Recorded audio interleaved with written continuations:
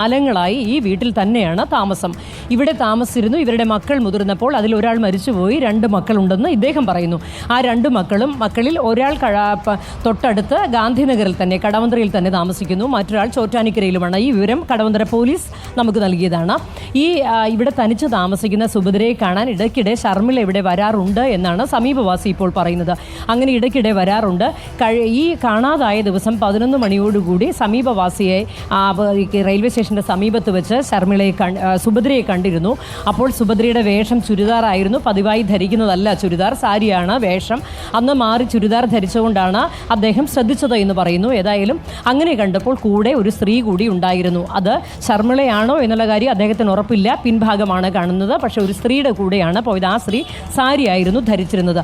അവരുടെ കൂടെ പോയതാണ് ഒടുവിൽ കാണുന്നത്. അതിനുശേഷം അപ്പോഴൊന്നും ഇവർ അപ്രത്യക്ഷയായ കാര്യം ഈ സമീപവാസികൾക്ക് അറിയില്ല. അതിനുശേഷം മകൻ ഫോണിൽ തുടർച്ചയായി വിളിക്കുന്നു. ഫോണിൽ കിട്ടാതെയാകുന്നു.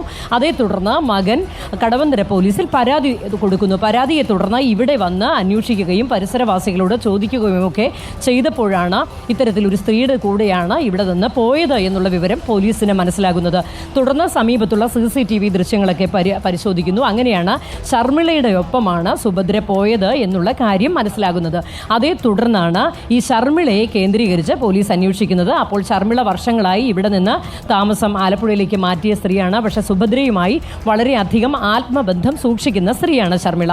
അതുകൊണ്ട് തന്നെ ഷർമിളയുടെ കൂടെയാകാം പോയത് എന്നുള്ള നിഗമനത്തിൽ പോലീസ് എത്തുകയും കേസ് ഇവിടെ നിന്ന് മണ്ണന്തല പോലീസിന് കൈമാറുകയുമാണ് ചെയ്തത്. അതേ തുടർന്നാണ് മണ്ണന്തല പോലീസ് അവിടെ നടത്തിയപ്പോഴാണ് ഈ തിരോധാനം സ്ഥിരീകരിക്കുന്നത്. അതേ തുടർന്നാണ് ഇപ്പോൾ അന്വേഷിക്കുന്നതും. ഇത്തരത്തിൽ ദുരൂഹമായ സാഹചര്യത്തിലാണ് അവിടെ നിന്ന് സുഭദ്രയെ കാണാതായത് എന്നുള്ള കാര്യം പോലീസ് കണ്ടെത്തുന്നത്.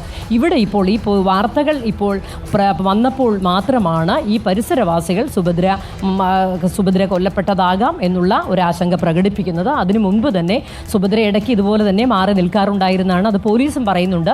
ഇടയ്ക്ക് ഷർമിളയുടെ കൂടെ പോകാറുള്ളതാണ്. അതുകൊണ്ടാണ് ആദ്യ ദിവസങ്ങളിൽ മക്കളും കാര്യമായി സംശയിക്കാതിരുന്നത്. തുടർച്ചയായി ഫോണിൽ കിട്ടാതിരുന്നതിനെ തുടർന്ന് മാത്രമാണ് മക്കൾക്ക് സംശയം വന്നതും മക്കൾ പോലീസിൽ പരാതിപ്പെട്ടതും.